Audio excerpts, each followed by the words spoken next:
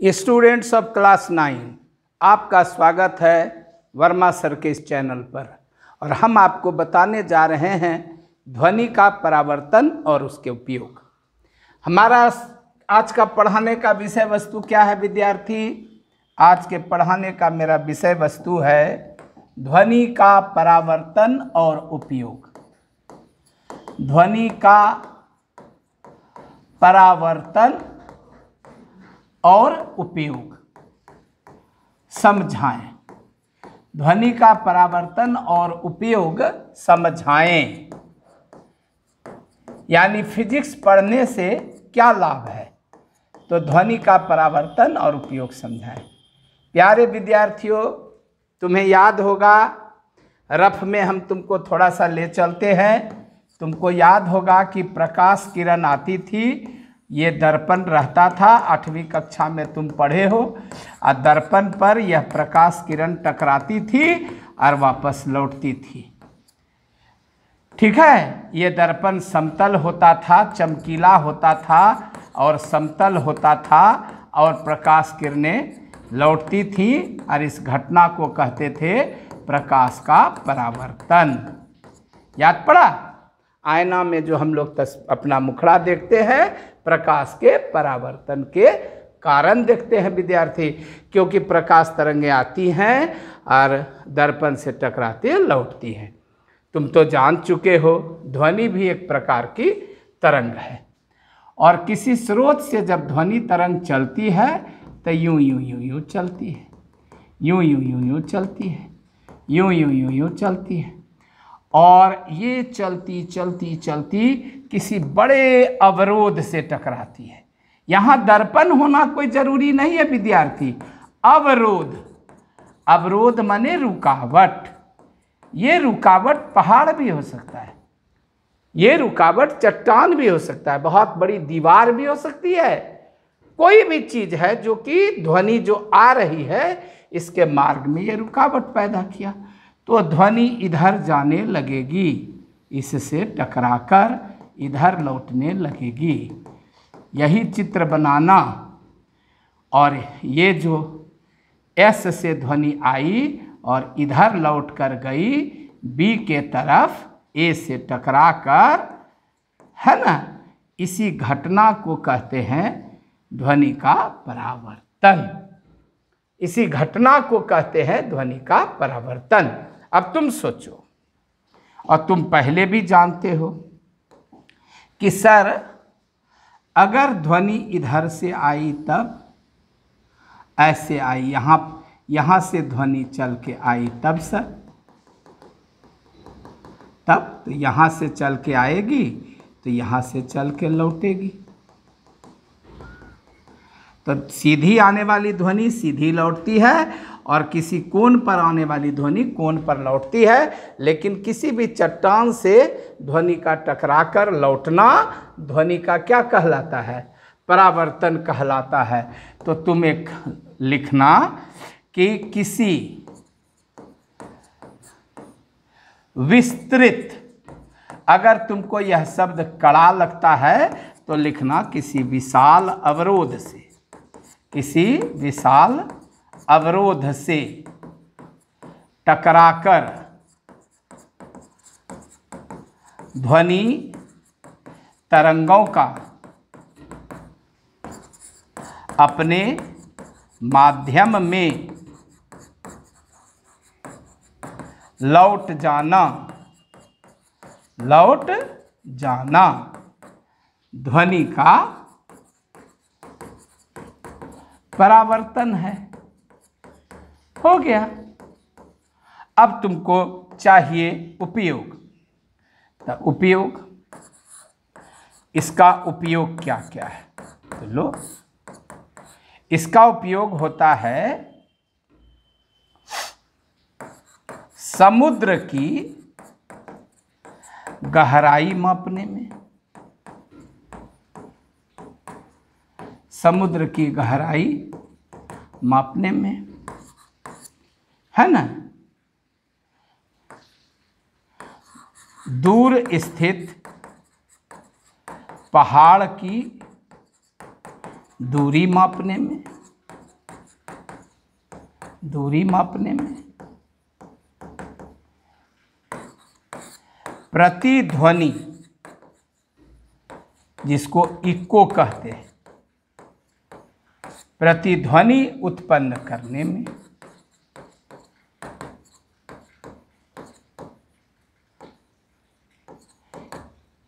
है ना, इत्यादि। इन सभी कार्यों में इसका उपयोग होता है, इको साउंड प्रोड्यूस करने में। जब ध्वनि बार बार एक ही ध्वनि सुनाई पड़े तो ऐसी ध्वनि को इको कहते हैं। कभी तुम देखे होगे डीजे वगैरह वाले तुम्हारे यहाँ शादी विवाह में आते हैं तो इको माइक लेके आते हैं। सरस्वती पूजा के भसान में भी तुम देखते हो इको माइक लेके आते हैं। Hello hello hello hello hello hello, microphone testing testing testing testing, hello 1 2 3 3 3 3। ये 3 3 3 3 ये बार बार रिपीट होना, यही है इको। अब हम लोग इसको समझते हैं। ये तो इसका क्वेश्चन आंसर हो गया कि सर परावर्तन से हम समुद्र की गहराई कैसे मापेंगे। परावर्तन से हम लोग समुद्र की गहराई कैसे मापेंगे। तो आओ अगला क्वेश्चन पढ़ाते हैं तुमको कि क्वेश्चन है समुद्र की गहराई मापने में, गहराई मापने में ध्वनि के परावर्तन का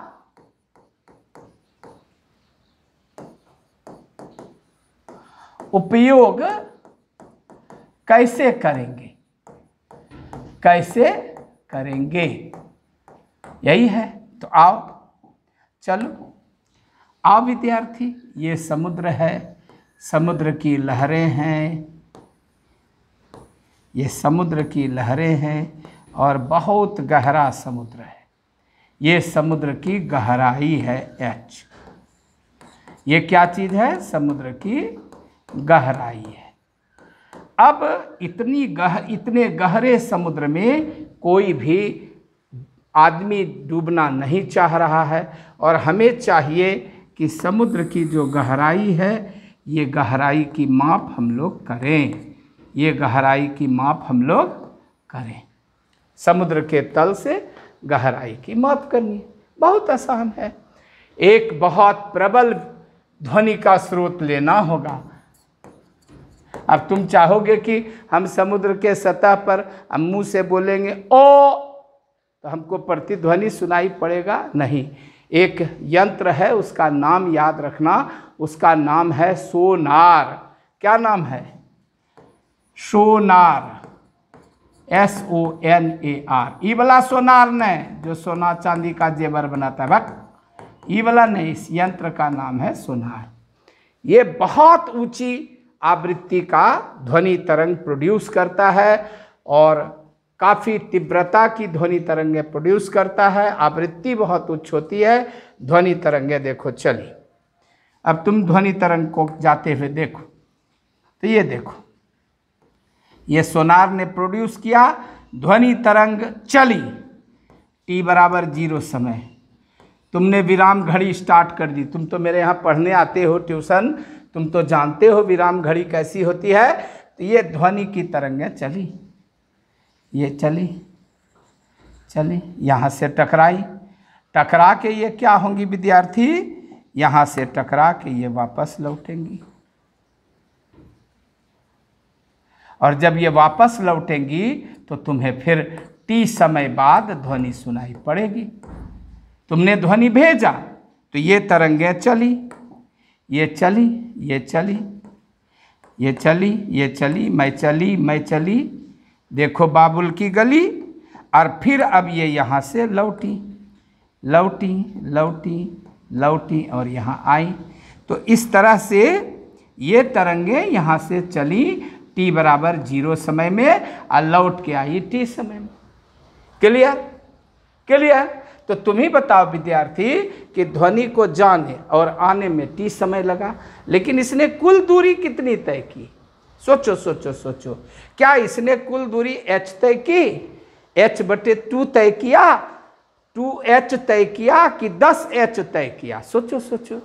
तो सोचो, इधर से गई तो h और उधर से आई तो h, तो टोटल दूरी इसने कितनी तय की? 2h। और समय कितना लगा? t। तो अब तुम ही बताओ, पानी में ध्वनि का वेग, ध्वनि का वेग है ना, v इन वाटर लगभग 1450 मीटर प्रति सेकेंड होता है। इसको 1500 मीटर प्रति सेकेंड भी मान लेते हैं। तो ये तो वेग हमको मालूम है, ठीक है, लगभग यही होता है। तो वेग तो मालूम है। अब चूंकि वेग बराबर होता है ना, विस्थापन बटे समय, विस्थापन बटे समय। तो विस्थापन कितना है बताओ? 2h बटे समय। तो अब इसको अगर हल करोगे तो VW गुना T बराबर 2h। तो इसलिए h बराबर क्या हो गया बताओ? VW गुना T बटे 2। अब इस सूत्र से तुम ही बताओ, समुद्र की गहराई निकल गई, हाँ या ना? जवाब दो। समय तो तुम नोट किए ही हो, जब भेजे थे उस समय बज रहा था 12:20, और जब आया तब बज रहा है 12:22। तो 2 मिनट में ध्वनि आई, 2 गुना 60 कर दो, इसको मान रख दो इतना, और गुना करके 2 से भाग दे दो। अभी एक हिसाब बनाएंगे तो तुम्हारे मन का सब प्रॉब्लम दूर हो जाएगा। तो अब हम लोग कुछ लिखें कि समुद्र की गहराई मापने में ध्वनि के परावर्तन का उपयोग कैसे करेंगे। तो इसका आंसर लिख रहे हैं, समुद्र के तल से सोनार या अन्य किसी उपाय से, सोनार या अन्य किसी उपाय से समुद्र में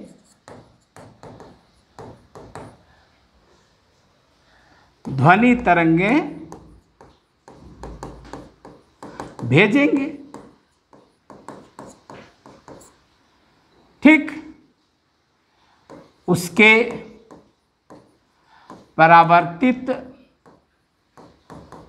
परावर्तित होने में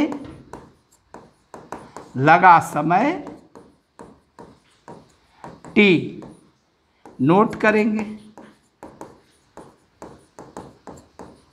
हम जानते हैं कि पानी में ध्वनि का वेग इतना मीटर प्रति सेकेंड होता है।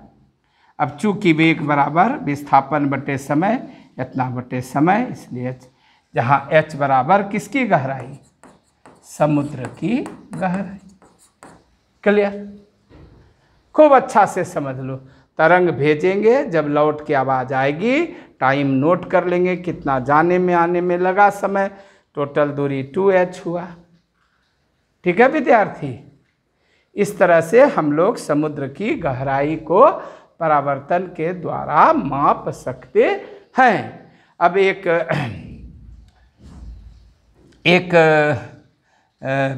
न्यूमेरिकल क्वेश्चन बना लो।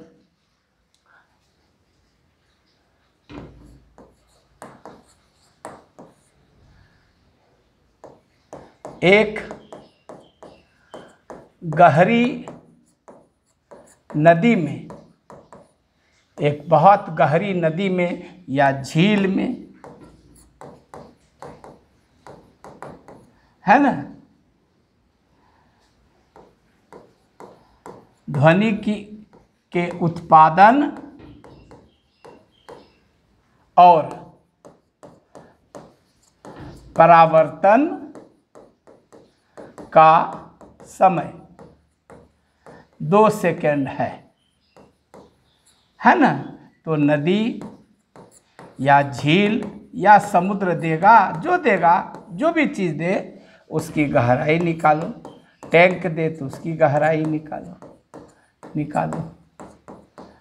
ब्रैकेट में दे देगा पानी में ध्वनि का वेग, ये तुमको दिया हुआ रहेगा विद्यार्थी, पानी में ध्वनि का वेग 1500 मीटर प्रति सेकंड है।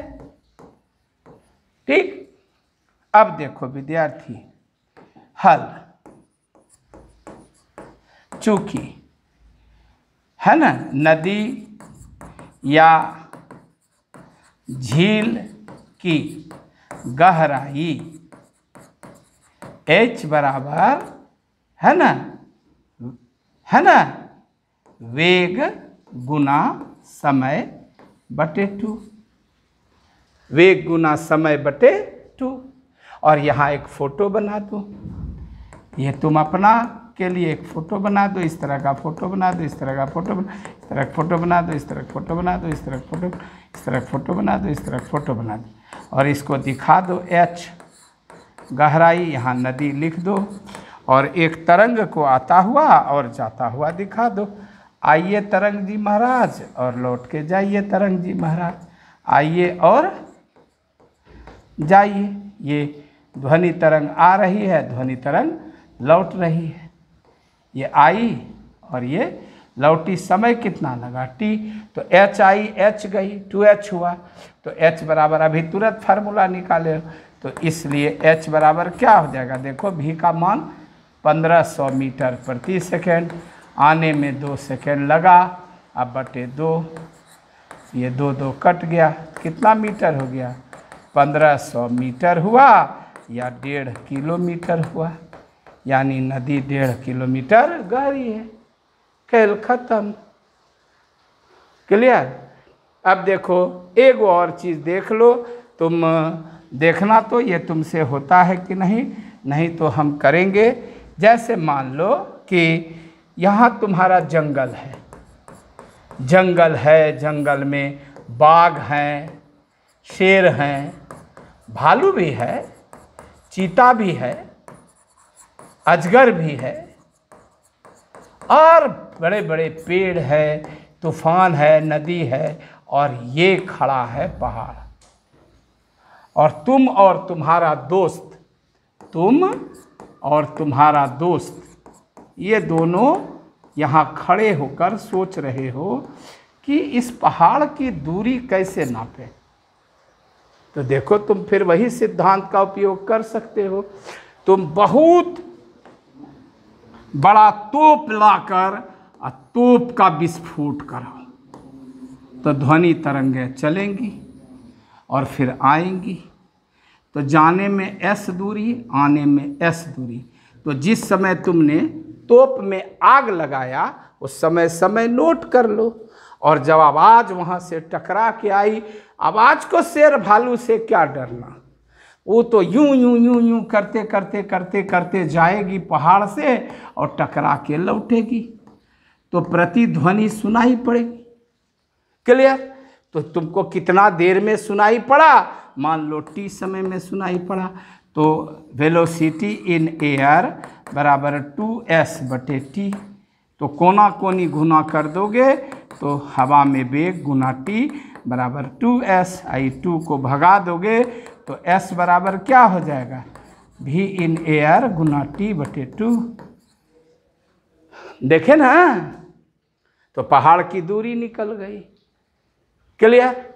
इस तरह से हम बहुत दूर दूर, जैसे हमारे सामने दुश्मन का कैंप रहता है पहाड़ पर छिपा हुआ, जैसे हमारे सैनिक लोग युद्ध भूमि में बॉर्डर पर लड़ते हैं, वो नीचे पहाड़ी पर रहते, ऊपर पहाड़ी पर दुश्मन छिपे रहते हैं, तो कितनी दूरी पर हैं, इस सब पता लगाने के लिए ऐसा सिग्नल भेजा जाता है। हम अगले वीडियो में आपको बताएंगे सोनार क्या है, रडार क्या है।